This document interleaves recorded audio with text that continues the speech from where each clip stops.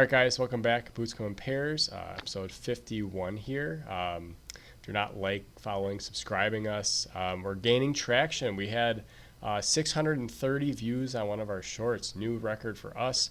Apparently, that was just Jerry Reinsdorf sitting in his box, though, pressing repeat because he didn't like what we said. Doubt it, but, it's fun to think about. Ryan had a busy couple weeks. He went to Omaha, Nebraska to watch the College World Series. That was a little insane. Did you see the no-hitter too? The 16K no-hitter? No, that was the day before you. No. No. That was the game before. The game Oh, before. you only saw one game that day. Wow. Yeah, it was only Okay. one game that day. So yeah, what Brandon is referring to is the Gage Wood almost perfect game. Ended up throwing a no-hitter. I think he hit one guy and there was one error, but he had 19 strikeouts, instantly bumping his draft stock way the heck up. Yeah. In a 3-0 win over Murray State. That was the buzz of the town, but there was many more incredible moments that happened.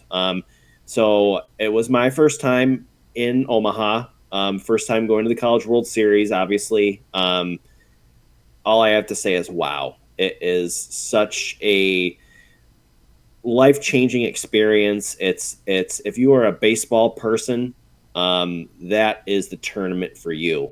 Not only were there obviously the fans for the particular schools traveled really well, but you just had baseball people all over the place. Little kids, teenagers with their teams and their coaches. It's a great event for them to go to and watch some really competitive, high level college baseball.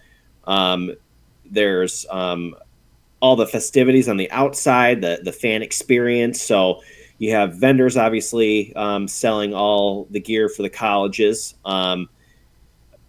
branded after the team, but also just centering around the College World Series, like the Arkansas Razorbacks. Like a lot of their shirts said Omahogs on it, and we had just play on words. Did you buy anything?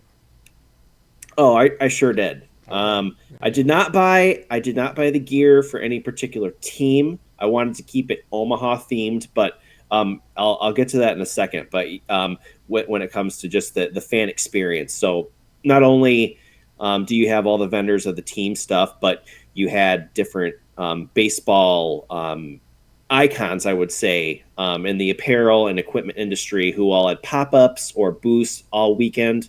Baseballism, who's a very popular baseball apparel brand, they had a booth, and I grabbed a couple pieces of swag from them. Oakley had a booth. Rawlings had a full glove wall, bat wall. There's another lifestyle apparel brand company called Baseball Lifestyle 101. They're heavily emerging in that market. They had a huge booth. And then Voot grips. They do baseball bat grips. So there was just a lot of there's something for everybody. You could buy stuff to take home. You could buy equipment to take home. It was just very, very cool. So yeah, I bought a baseballism. It is an ode to Hawaii shirt. So it says Aloha on the back, and then it has the flagman with some Hawaiian native flower print on the front. And then I bought one that was specifically Omaha themed. It's a white tee, kind of oversized. It says Omaha on the front, and on the back it has the silhouette of a diamond with a foul pole and all that stuff. So I'll try to break it out and rock it for one of the shows and show it off a little bit. But I really like the Baseballism brand and what they stand for. They have great designs, and I really wanted to find something Omaha themed, and they delivered. Super cool. But yeah, when it comes to the tournament itself, got to see some awesome teams, including the team that ended up winning the College World Series, LSU. I got to watch them play UCLA game 1, which was actually game 8 for the series. I got to see the Arkansas Razorbacks play, and they're loaded. They're fun. Louisville Cardinals were a fun team. Super cool to watch them play. And then the Oregon State Beavers, who have a lot of talent as well. I've really, really wanted to see Coastal Carolina, but they were in the winner's bracket, and they played the day that I left. so I didn't get to see them. But Yeah. Well, the amount of games they have to win just to get there is insane. right, it is. Kind of the winning streak you have to go on is just it. I mean, you have to narrow it down somehow, but every team that gets there, I mean, every team that lost is super emotional because I mean, you only get Right. 2 losses, right? So it's just Yeah. you're trying not to be in those games. But yeah, it just seemed well. There's also a lot of mistakes by Arkansas in the last couple of games. Yeah. They probably should have beat Yeah. LSU, but it's just it's crazy the way the ball bounces. And I said one Yeah. bad inning, and all of a sudden you're going Right. home. So Right. And I mean, yeah, mistakes do affect the game, but at the same time, like the level of defensive play was off the charts. I saw 3 or 4 shortstops who will be playing. They will probably be starting at the major league level within 5 years. And a lot of them are sophomores, which is crazy. as Just smooth, man. and as we know, shortstops end up playing anywhere because that's usually your best athlete on the field. Right. So just because they're playing shortstops there doesn't mean they're not going to. If they're hitting well enough, they will play somewhere in the field because most likely those guys can. So Right, right. And I mean, even the guy who the left fielder for Arkansas who made the error, Charlie Dalvin. Charlie Dalvin hadn't made an error all year. It was just a weird play. He's their leadoff hitter. And he was devastated, but his teammates picked him right up. I mean, to be that close, Yeah. the Razorbacks were the highest rated team going into that tournament, and they believe me when I tell you, man, they are just loaded with talent. yeah, They had the Golden Spikes award winner Vaheva Aloy, who again, remember that name because he will be a first round draft pick in this draft coming up. Super talented, great shortstop, great bat. But yeah, the thing that was most impressive was just all the youth too. The youth with experience, like underclassmen, like freshmen, sophomores, just tearing the cover off the ball, making great plays. Like I said, the shortstop position, I probably saw UCLA, Misiorowski, who was the best shortstop in the nation. Unbelievable. Yeah. Reminded me of Brandon Crawford in a way, Yeah. which is a great comparison. But even they're up the middle. Phoenix Call is their second baseman. They led the nation in double plays, and watching those guys play, they're wizards. And this is a team heavily sophomore ridden. I mean, but that just means good for the future. They won 19 games in 2024. They won 48 in 2025. Mostly sophomores. Their Mulavai Lavu, their first baseman, is also a sophomore. Stud, great hitter. But yeah, just a blast. And then I got to see Iva Arquette, who is the shortstop for the Oregon State Beavers, Washington transfer, but played for Oregon State this year. Will be a top 5 pick. Great defense, just fun, awesome defense, great pitching, great bats. Like it was electric. And unfortunately, the final game, the umpire had to make himself the center point and booted managers and first base coach, and kind of just made a mess of it. But you know what, Coastal Carolina cruised to the final, but wasn't scoring. I think they scored 2 runs in the final 2 games. So you know what are you gonna do with that? So but I mean, they're Coastal's a team that's known for their pitching and defense. Yeah. They had one of the best, probably the best pitcher in the nation, at least stats wise. And Jacob Morrison. They have a great catcher, Caden Bodine, who is just a stud. He will get drafted for sure. But when it comes down to it, LSU is just so loaded, and they travel well. Those fans are there. Arkansas had a really good, I mean, really everybody's fans showed up well, but LSU, they were showing up in droves, and especially those night games, they were rocking. They were into it. But LSU has 2 first-round pitchers in Anthony Ianson and Kate Anderson. They're both excellent, and they have a great young bats, great veteran experienced bats who will get drafted. So I am not surprised that they won. I think if Arkansas had been able to win their game against LSU, which all signs point to them doing it, they just came up a little bit short because of the errors. But I think the winner of that game was going to win the College World Series, and and LSU won, and they deserved it. They did a Well, really good job. I watched more of it than I probably normally would have. I kind of lost interest in the final game just because LSU started pulling away, and like I said, it just kind of be some semantics. But what's really gaining my attention with this kind of stuff is how fast these guys are going to the major leagues. It's Yeah. not 5 or 6 years anymore before you see these guys again. You're seeing them within a season and a half.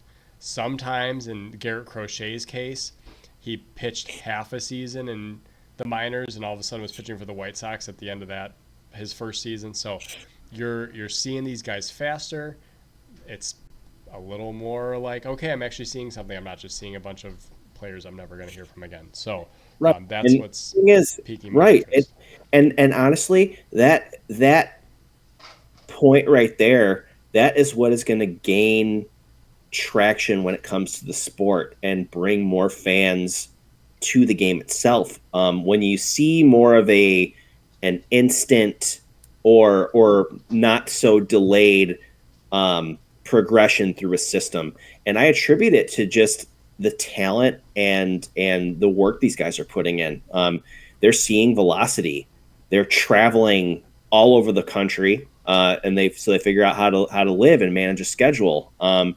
Their facilities are top notch. They want for nothing, because baseball is starting to become a money making sport. It's starting to become something that's of interest to people, and I think it's only benefiting the players, and it's only going to benefit the professional game as well when they get to that next level. I mean, we've talked about how many guys already who got drafted last year are already up and doing big things for their big league clubs. And they're already saying that the 2024 draft is better than there's already more players in that draft than from the 2022 draft. Like, this is the thing, and maybe this will start the biggest one of the biggest off-season sports spectacle for a sport is the NFL draft, right? It's a non-regular season or postseason event that draws the most eyes. There's no other league that gets, like, the NBA draft is tonight. I don't think people really care that much about it. They're dragging it out to be a 2-night affair. No one really cares. The MLB draft, most people couldn't even tell you when it is or if it's on right. TV. Is it televised? I think the MLB network shows it, right? But no one cares. But if these guys start to play right away, yeah, it might be something that people actually pay attention to. There's, 30-something rounds, but hey, at least the first couple, it's like, oh, you might see these guys soon. For sure, definitely. And yeah, I mean, the college game is definitely something special. I gained a much higher appreciation from it being at this tournament. Not that I didn't appreciate it before, but if you are a baseball fan, and you ever have the opportunity to go to Omaha for a couple games during the College World Series, I highly recommend doing it. You will not regret it. It'll be a fun experience. Omaha itself is it's your average small Midwest city, but they're making a lot of improvements. But that tournament, they show up and they show out for it. It is a blast. They make it the epicenter of baseball for a couple days, and that's the whole point. Right. Speaking of the epicenter of baseball, Pirates Brewers, right? On a Wednesday afternoon, that is what moves the needle, right? No, but Paul Skenes and Jacob Misiorowski, that was enough to draw the largest home attendance for the Brewers this season. Not a Saturday, not a good tailgate day, a Wednesday afternoon at 1:10. This game was pegged to be a pitcher's duel. Didn't turn out to be that as much. Misiorowski was lights out. But these are two of the best arms in baseball right now. Unfortunately for Paul Skenes, the Pirates are failing him. He is 4-7, however, with a 2.16 ERA, even though it ballooned today after he let up 4 runs in 4 innings. These are two good. I don't know what else to say about it other than these are the two premier pitchers right now in baseball. They are getting the most attention. Misiorowski's throwing 103 miles per hour. His slider is sitting guys down. The Brewers just have turned out another ace, it appears. Any thoughts on these two guys kind of getting everyone's attention? Yeah, well, I think it's great because people are paying attention to a matchup, to a pitching matchup, Yep. and Yep. enough to show up on a. I mean, how many fans would be at the ballpark if it I was was another matchup? If it was a Bailey Falter versus I don't even You could throw Freddie Peralta Nate. out there. It doesn't matter. Yeah, I don't know what the yeah. I attendance mean, was last night for the Freddie Peralta. It might have been Heaney, I think. I would guess. I've been there. I've been on Tuesday nights. I've been on Monday nights. 20,000 maybe. hmm That's a good night, I think, for the Brewers on a weeknight. Are there free hot dogs or $1 hot dogs? 25,000 maybe. right, 42,000 for a Wednesday day game. That means yeah, you're getting people taking off work. I mean, that's right. really what it is. And they were. I knew at least 5 people that were like, yeah, we booked today because we knew once the rainout happened last week that pushed the Brewers back, they lined up and they're like, nope, we're going. The Yep, Brewers raised their price for today. They yeah, raised it, like 10 or 20 bucks because they're like, we're not going to get scalped on this, so no, we're gonna do it. And it sold out. So, yeah, cool little bit. I'm sure we'll see some more from those pitchers. But yeah, again, Skenes let up four runs in the second inning. Most runs he's ever allowed in an inning in his career so far, which that's a lot for anybody. But hmm yeah, the Brewers hit him around a little bit, got him out of the game. With these guys, with how hard they throw, they also, though, there's some control issues. I think Misiorowski walked at least 3 batters. I think the approach, and the Cubs have a lot of experience with Skenes now. They've faced him 6 times already in his young career, which is crazy that they've lined up that much. The approach almost has to be, how can I get you to throw your 100 pitches as fast as possible, right? hmm Like, because to think you're going to go out there and ambush the guy, I don't think is going to happen. no. But No, you're just gonna have to grind. I mean, you're probably not gonna he's not gonna make too many mistakes. But you're gonna have to you're almost gonna have to wear him down to where the fatigue causes him to make a mistake. yep, And I think that's gonna happen to Misiorowski as well. I mean, he's young, very young, throws very hard, right. more of a strikeout kind of pitcher. Hasn't given up a run yet, I don't think. He Unless he does give have up. ERA. He let up a home run in his last start. Got it. But yeah, hasn't given up many earned runs. I think. Hasn't I given up mean, many the league. hits. Right. The league adjusts to that kind of stuff, and if he's been a little bit erratic, like you said, they're just going to try to get him to He that's that pitch max, and then yeah, he has not pitched into the 6th inning yet in any of his no, starts. Maybe he's gotten 5 1/3. But so that's the one thing is that he's not pitching deep into games, which high strikeout numbers, decently high walk rate. But yeah, I think so. Nate Pearson was up for the Cubs again, and he throws 98. And they were talking about how when he was down in Iowa, he's below. He had a good stint in Iowa. That's why they pulled him back up. When you throw 98 in Iowa, you can throw it past guys. It doesn't matter where you locate.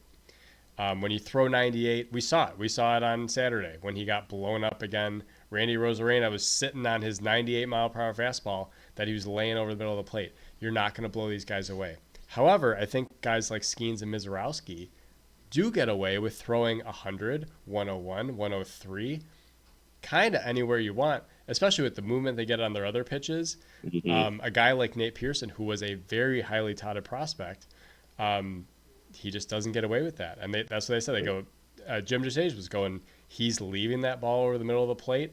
You're not going to get away with that in the major leagues. And no, that's a huge difference between AAA and the majors.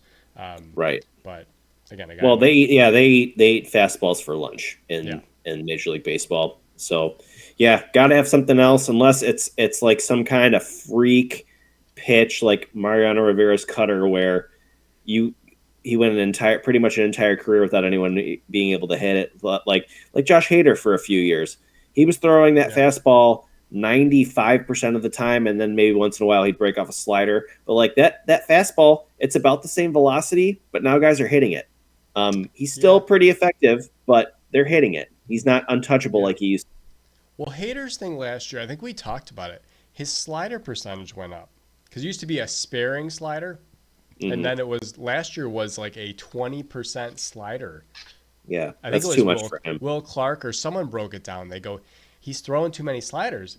They're guessing slider now. So, but it's things like that. You got to be unpredictable. But I think Skenes added the splinker, right? This slider sinker thing. They need to keep evolving. You can't just be like, here's my stuff. I'm going to keep showing you my same stuff. Yeah, they have to continue to evolve. But for now, it's very entertaining. It was a great matchup, great game to go to. Yeah, people are paying attention to the pitching matchup, obviously. I think when you throw Skenes' name on it, people are already interested. When you have a local interest as well, that just put it over the top for sure. Right, for sure. And I mean, continuing with that young arm thing, Cincinnati just promoted Chase Burns, who was the number 2 overall pick in last year's draft. Guy was blowing people away. Why not bring him up? I mean, Cincinnati has got some nice young pitchers. Rhett Lauder's making his way back from injury. He's another guy drafted not that long ago out of Wake Forest. Great arm. He pitched pretty well last year. Yeah. And then you have you have Abbott, you have Singer, you have Lodolo, Hunter Green. You got these young arms. And yeah, it's fun. And it was cool. Chase Burns gets his first taste of the big club against the Yankees, strikes out the first 5 batters, goes 5 and ends up giving up 3, but fun. Throwing hard, throwing a good breaking ball. The downside, and we're seeing this from the Cubs' point of view, guys like Ben Brown, who have good stuff, but all of a sudden they're getting knocked around, and now you're at the major league level, and you're like, oh my gosh, what I'm throwing isn't working anymore. So what do I do now? And so far they haven't had anyone to take his spot, and now they finally reached a tipping point where they're sending him back to Iowa. It's like, all right, now we got to work on stuff down there. But one of the things I heard with him is his 0-2 pitches. It's like when he's up in the count, and Tyone's the same way. He's getting 0-2. But yeah, Ben Brown's 0-2 pitches have been, the word they used was not non-competitive. So essentially, batters go up there. They know if I'm down 0-2 to Ben Brown, don't swing. He's gonna throw something completely nowhere near the strike zone, where I'm not even gonna want to chase because it's so bad out of the strike zone. So you're essentially, even though you're ahead in the count, you're putting yourself in a hole. And batters they're aware of this now, and he has been doing it a lot. And yeah, he buries the curveball in the dirt or whatever.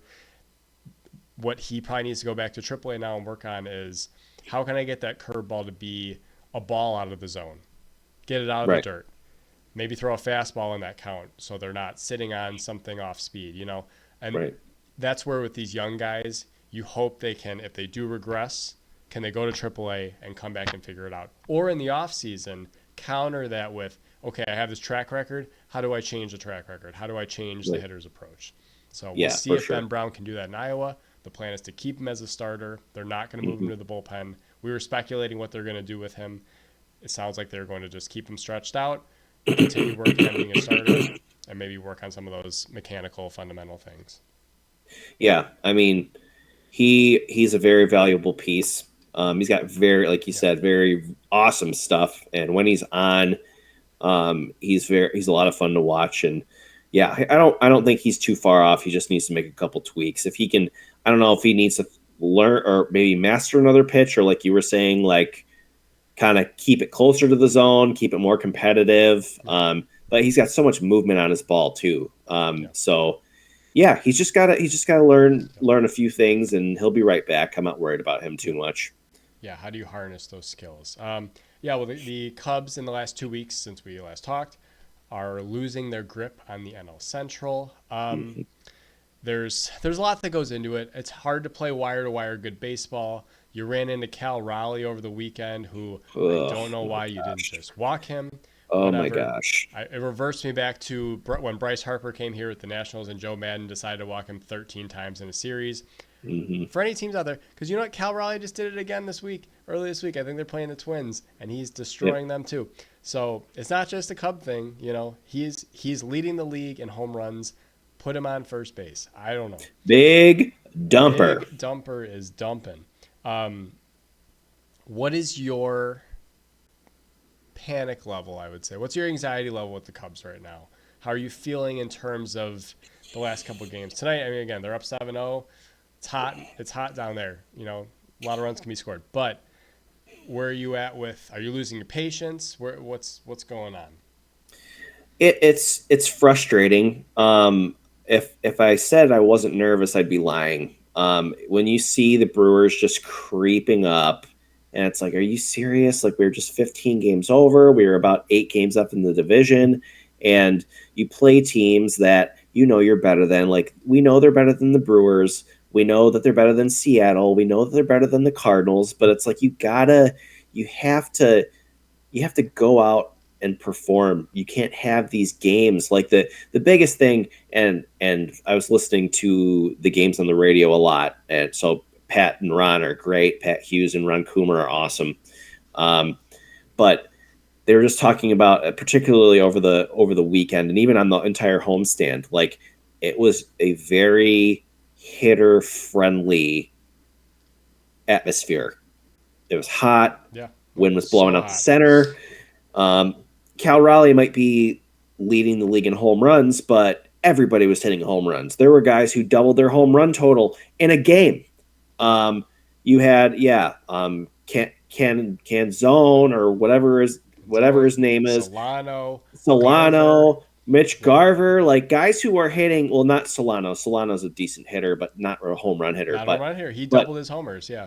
he doubled his homers, yeah. but Mitch Garver hasn't hit in 2 years, and it's like these guys all they're doing is hitting pop-ups, and they're just hitting the jet stream and going out. And the thing is, it's just what the discouraging thing is the long ball and the starters just completely imploding. Like they're just throwing meatballs out there. Tyone was pitching so well, he's gotten destroyed his last couple games. Colin Ray destroyed. Matt Boyd actually goes out and throws a decent game. The bullpen was pitching great up until that game pretty much, and then they blow it. And it's like, that should have won that series. My panic button is starting pitching, but my other panic button is how many times can the offense get down and force their way back. I know you got to be resilient and you got to keep trying to score when you have the opportunity, but it's like when you're a team and you're down 8-0 in the third inning, like having the patience and the willpower and just the mental toughness to battle back after that, you can only do it so much. So I just don't want the offense to get into this mindset where we have to put up 8 or 9 runs every game. Otherwise, we're not winning. Like, that's not good either for the psyche. Yeah. And but you know what? That was April and May. That's kind of what the offense was doing. And, you know, again, I'm right there with it. It's frustrating when they go on these cold streaks and, you know, it feels like, I mean, they've lost 3 games in a row. It feels like they've lost like 10 games in a row just with how it does. However, yes, you have to check it a little bit. I had to listen to Craig Counsell today. He had to kind of talk me off the ledge. They asked him verbatim, they're like, how do you gauge the anxiety level in the locker room, or do you have a feel for the anxiety level with the players? And his long-winded answer, no, he flat out listened to the question and said no. And then long pause, and they're like, care to elaborate? And he goes, no, there's nothing going on. He goes, baseball's a long season. It's a long season. And that's all these guys do is process until you get to a certain point, and then it's like the results really matter. So I have to check the standings. I have to do all these things. I would love to still be 6.5 games up on the Brewers or the Cardinals that they were a week ago. I would love for that to be the case. The reality is you're going to go through these waves. And I think for me, I still define success for this team as making the playoffs. And they've been one of the best teams in baseball so far to start the year. They are currently not playing like it. But you know what? You know who else is not playing like it? The Yankees are 3-7 in their last 10. The Mets are 1-9. Yeah, the Mets are not playing well at all. That's a good point. And they're a very talented team. The Twins aren't on that level, but the Twins are 1-9 in their last 10. The Cubs are 4-6. They're going through a mediocre stretch, and it's inflated because the Brewers and Cardinals are both on 7-3 10-game stretches. I'm just looking at the last 10, and it's like, okay, you have one team that's really hot, one team that's cooling off. It's just part of it. But the problems really, and it's, again, I'm hearing everyone scream and yell about the pitching and, third base. The problems aren't something that teams are willing to shed. These are the same problems we had in the offseason. There's not enough good quality pitching on this roster. And then you lose Justin Steele and you've been out Shota Imanaga. And third base. Third base is still, again, Matt Shaw is playing fine. But you could always use more slug there. You could still use, I know Alex Bregman's hurt, but if they had Alex Bregman at third base, it would just be that much better. Now, Matt Shaw for the future might be the guy. I agree. But the areas of concern are still starting pitching. You always need bullpen help. I don't care how good your bullpen's been, and their bullpen's been good. You always need bullpen help, and third base is just the glaring hole. And these are all problems that they didn't address in the offseason, though. Luzardo is pitching really well. Farid is pitching very well. He was like 7-0 after a Yankees loss, which makes sense because usually your fifth starter is not getting you a win. If he does, it's a bonus. He was 7-0 after a Yankees loss this year until the other night when he got blown up. Like, that's what you need. You need the stopper. There's no stopper right now in this pitching rotation. It's five guys who can give you a good game, but Colin Ray looks like Colin Ray again. That's kind of what you were expecting out of him. And after that, again, Ben Brown's in Iowa now. Chris Stilo bought his bus ticket to Iowa for him. He's like, sorry for writing you letters. And but just kind of where it is. Chris Sale is hurt, right? He had a 116 pitch game going. He made that diving play to kind of stay in the game, and then they take him out anyways, and he fractured his rib. So, it's, again, what are you gonna do? And the arms that are available are not impressive. They're not. I don't want Zach Gallen. I don't want Sandy Alcantara. Yeah, Alcantara's been worse. It's like, like the buzz around Alcantara. It's like, well, you might as well just keep Ben Brown up. You might as well just keep him because they have the same ERA. Again, I would have taken a flyer on Alcantara a month ago for a bag of baseballs.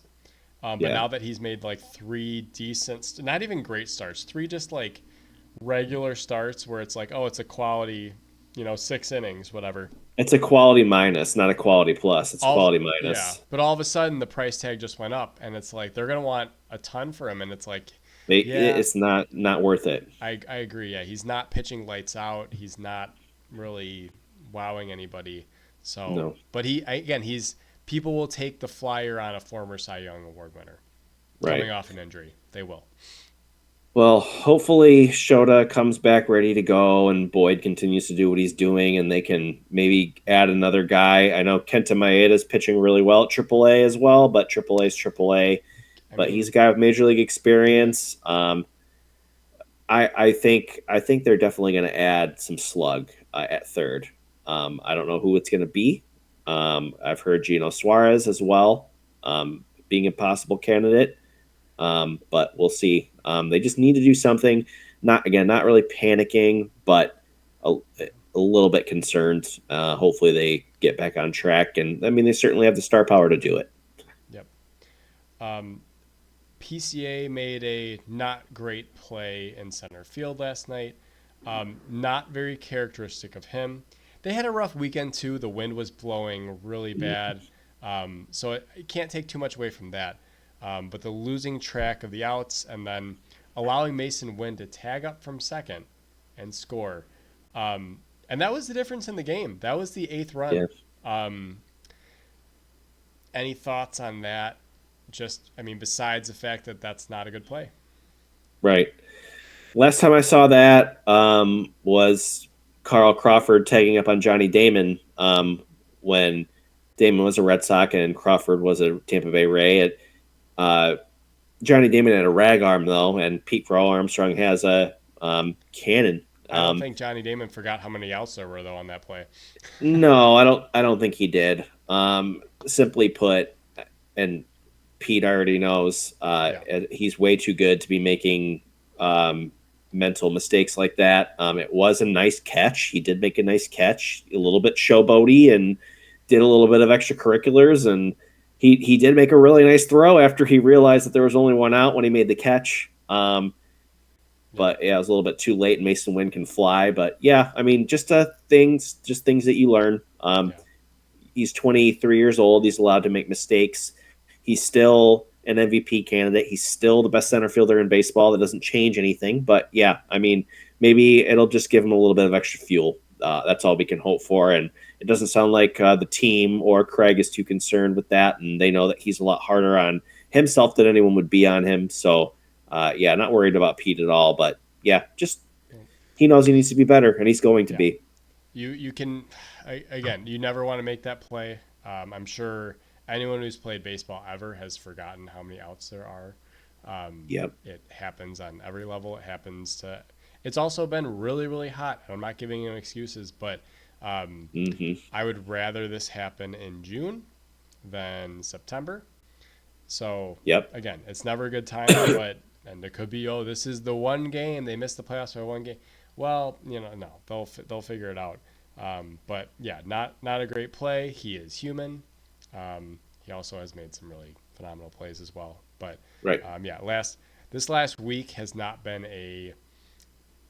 anything. It hasn't been a display of anything great. Not pitching, not defense. Like I said, the wind was wrecking havoc. Randy Arozarena seemed to not bother him at all. He was making everything solid, locked in. But Ian Happ had a rough weekend in left field. PCA missed a couple balls in center because of the wind. So, just a tough dynamic. But I think you just kind of flush that and move forward. And again, this is what you sign up for as a baseball fan. If you like baseball, you should also know too that it's not always winning all the time. We've seen some really bad Cub teams the last couple of years. We've been complaining about how it'd just be nice to see some competitive baseball. Well, we're getting competitive baseball, and now we're getting let down a little bit by a cold streak. So it's a long season. That's why batting averages go up and down. Ian Happ's on a heater for home runs. Before this stretch, though, I think he only had 3. And now he's got like 13. He let off tonight again with another home run. But it's not like he has a ton on the season. He has 13 on the season after a really hot stretch of homers. So, what are you going to do about that? Yeah. Some good and bad stuff from this week. I guess we could start with a bad thing. Why not? We always start with good stuff, right? I don't know if you saw this, but yesterday, a White Sox fan got banned from baseball for yelling at Starling Marte. Not great. They say lifetime ban. I agree. I mean, the kid's 22 years old, but apparently he was yelling at Starling Marte about his mother who had passed away in 2017 from a car accident.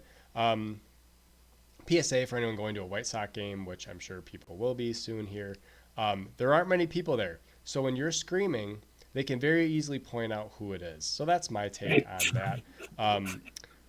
Either way, there's really no room for that. I don't understand why anyone would have a beef with a guy like, again, opposing players, they yell things, but to be that personal towards a player, again, especially in a very quiet sanctuary ballpark like Rate Field, it doesn't make any sense. I mean, maybe he was intoxicated, maybe there was something else going on, but I mean, he was in tears. Like he just like almost like he had to step out of the box, took his time out. He was in the field.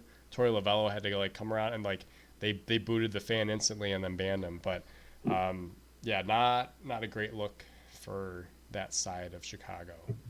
No, and kind of continuing on that too.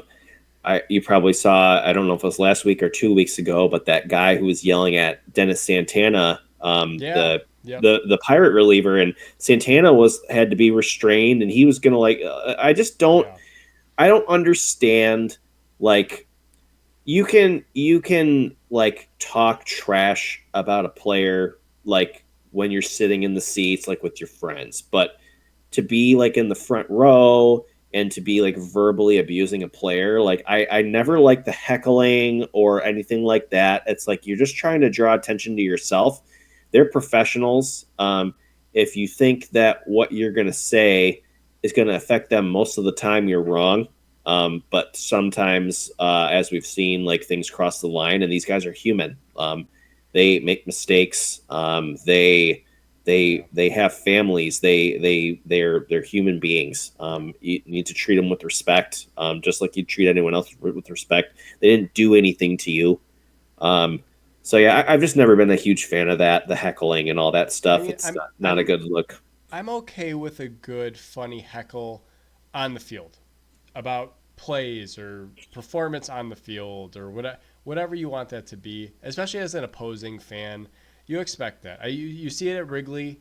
You know, the bleacher bums were getting on J Rod because again the wind was blowing, so they were just kind of like every time he catch the ball, he would turn around and like smile at the people in the bleachers. Again, I'm all for that. When you start getting on the Right. personal level, I don't understand what Catal Marte's, or sorry, yeah, Catal Marte's deceased mother has anything to do with.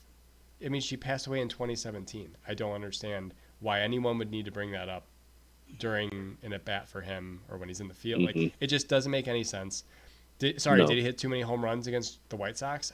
You know, Yeah, must have. yeah, He's hitting home runs against everybody else. it's not like the Diamondbacks are always in Chicago playing the White No. Sox or they have any really Nope. history with them at all. They're in the AL, they're in the NL. Like it, they're never here. Every other year they're here. Like, yeah, it just didn't make a lot of sense. It was just a weird thing. Maybe that sets the precedent for maybe people acting a little better. But um, I, Hopefully. I feel the same way about people that fight in ballparks too. I've seen way Hmm. too many Brewer Cub game, Brewer White Sox game, whatever. Anytime I see a brawl in a stadium, it's just like, man, this isn't as safe as you think it is, but it's like also those people shouldn't be allowed back in. It's just there's no place No. for it, especially as you were talking earlier about people building the game and building it up as this great experience. Hmm. It's got to remain that way. So Right. that's not a great experience. Definitely. Definitely. Yep. One good thing for me, I don't know if you have any goods, but this is definitely the goods here. Denzel Clark Hmm. playing the field. Not so much at the plate. He's only hitting 213. He only has 4 stolen bases, but I wrote down plus, plus, plus, plus glove. He's made several amazing catches. Probably catch of the year going over the wall. He made another one the other night. I like defense.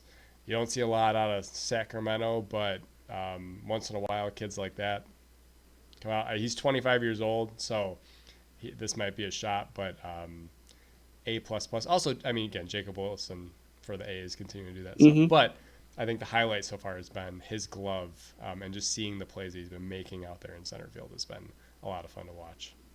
Right. Right. Definitely great glove.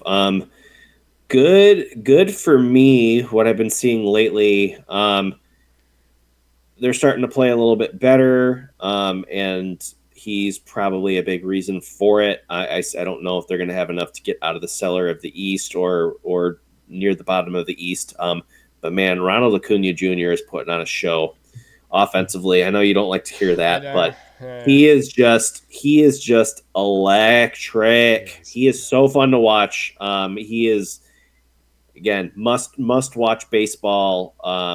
Especially on both sides of the ball. Like even on defense, man, he's a great defender. The game is definitely a better brand with him playing and not sitting on the shelf. Yeah. He's just doing everything you need to do. Fun leadoff hitter. Yeah, Yeah, that looking good in stretches that back Braves to uniform. is he valuable in the leadoff spot? I mean, he's definitely a game wrecker at the beginning. It seems like though, even after he leads off the game, that seems to be the end of their offense a lot of Right. Well, nights. But yeah, Olson's starting to hit a little hmm bit better. I think that helps. yeah, the Braves are People are starting slowly to get becoming healthy. not sellers, right? They're Right. becoming competitive. So Right, which is not good for the rest of baseball because they're hoping to probably get some of their parts for a run of their own. But yeah, I don't think well, I don't I they might not be a seller. this extra wild card spot or two is making a lot more teams interested. And like I said, the Mets are on a really bad run, so all of a sudden the Braves are right back in it, right? And Yep. this stretch could happen to anyone. It happened to the Braves start the year. They think they started what 0 and 7, 0 and 9, 0-8, 0 0 and and 8. 8. Yeah, so it does not matter. Like, yeah, it stinks when it's to start the year, but you'd rather start the year like that than have it in June, right, or in Right. August. Ask the Red Sox from a couple years ago, and they blew that Yeah, huge lead, right? going 6-20. Yeah, or Yeah. or the Braves who also went 6-20 that same year. Yep. Yep. Absolutely. Yeah, I could admit, even though again I don't like the guy, but yeah, I mean, first at bat back from the IL, he was hit a home run, and I don't love his home run celebration, but it's funny. It So is funny. the grenade throw, and he closes his ears, and yeah. All right, so my one funny piece for tonight. Yeah, you mentioned him earlier. I don't know if you just discovered that Pat Hughes is hilarious, um, but yeah, I've thought Pat Hughes. Anyone who doesn't listen to baseball on the radio, listen to Pat Hughes. It's more, and also I think that it helps explain just how long the season is for baseball. The best time to listen to Pat Hughes is when the Cubs are losing like 12-2 in July, when he's like 90 games in and kind of delirious, and it's like, well, it's another game, I got to call this game out, but like it's all the stuff that comes out. It's not the game, it's all the stories and all that stuff. Hmm. One of my prized, you probably can't see it as well here, one of my prized Cubs possessions is the World Series Pat Hughes autographed World Series. Can't even see it from that angle. That's cool. Yeah, so that is the scorecard from Game 7. I like Pat Hughes. I love Pat Hughes. Ryan recently discovered that he's funny. What did he say the other day that made you chuckle to a point where you were like, "Oh my gosh, Pat Hughes is hilarious"? I mean, I've always loved listening to Pat. Like he's iconic. He's been doing this for decades. It'll be a very sad day when he decides to step away from the mic. But I don't know. Like you were saying, it wasn't anything in particular. It's just the way he goes about things, the way he fills the time in between pitches, and like Ron Coomer is great with him. They are a really great combo. Ron, obviously being a guy who played for a long time too, brings that player experience. But I'll just hear. I think his name is Zach. I can't think of his last Zach name. Zaidman is the Yeah, fill-in guy in the fifth inning. Not my favorite, right. but he's okay. But he's there. Like Yeah. he's there. He'll fill in. He's probably pumping them stats, like making the Yes. broadcast what it is. Like Zach's a glue guy, and I'm pretty sure like you'll hear Pat and Ron will be talking about something, and then Pat will say something, and you just hear this eruption of laughter in the back, and it's one guy. I don't know if it's Zach, It's not but Zach. I it know might who it be is. somebody. Yeah, Yeah. but His name is Paul Zarang. And he okay, literally is that high pitched like ha ha like, but it's yeah, constantly throughout the broadcast. That's where I was gonna go with it too. Yeah, Paul yes. Zarang, you get a bunch of Paul Zarang gut laughs throughout the entire broadcast. It's The entire hilarious. broadcast. Yeah, And that's where I'm like, I knew Pat was funny, but like the Paul Zarang, Paul Zarang is one of the Paul producers. Zarang like gut laughs Yeah, are just like I'm like that was pretty funny, and he definitely got Paul again. Like yeah, he'll just say stuff, and Paul will just die, and yep, it's the best. yep, yeah. Because one of the things he said, because again, Misiorowski came up, and Pat Hughes is a big enunciation guy. He likes getting the names right. He likes saying all the names, like all of his Paul syllables. Yeah. Misiorowski. Well, he goes Eugenio Suarez. Like he gets Eugenio. every word right, but he also likes to say it correctly. So yeah, he says, yeah, Jacob Misiorowski. Did I say that right? Jacob? Like he was questioning if he said Jacob, because again, Misiorowski can be a tricky last name. Because ooh, I was really concerned about that Jacob part. And then again, you just get a big gut laugh in the back. But it's tiny little intricacies like that. Again, baseball is so much more than just the one game you go to. Did they win or lose? It's kind of irrelevant. It's relevant in the playoffs. Like those games, yeah, you need to win all those games. Obviously, to win the World Series, you got to win all those games. But if you're gonna watch or consume 162 games, do yourself a favor and listen to at least half of them on the radio, because it'll save you from going insane from just focusing so much on the results. I know sometimes like Dad used to be like, I got to turn the comments off when it was like Joe Morgan and whoever on Sunday Night Baseball. It's like, well, sometimes for the daily ritual you need the comments, because otherwise you're Mhm. just going insane. So Yeah. he's a Hall of Famer for a reason. Again, one of my favorite reasons to listen to Cubs baseball. especially when I'm blacked out on MLB TV. Right. That's what I've been doing too. Like when I'm blacked out, like why not listen to Pat and Ron? They're fun. Yep, absolutely. Yeah, well, until the next time we meet, again, there's so much can change.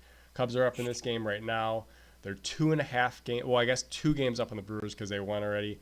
If they win tonight, they can stay 2.5 up on the Brewers.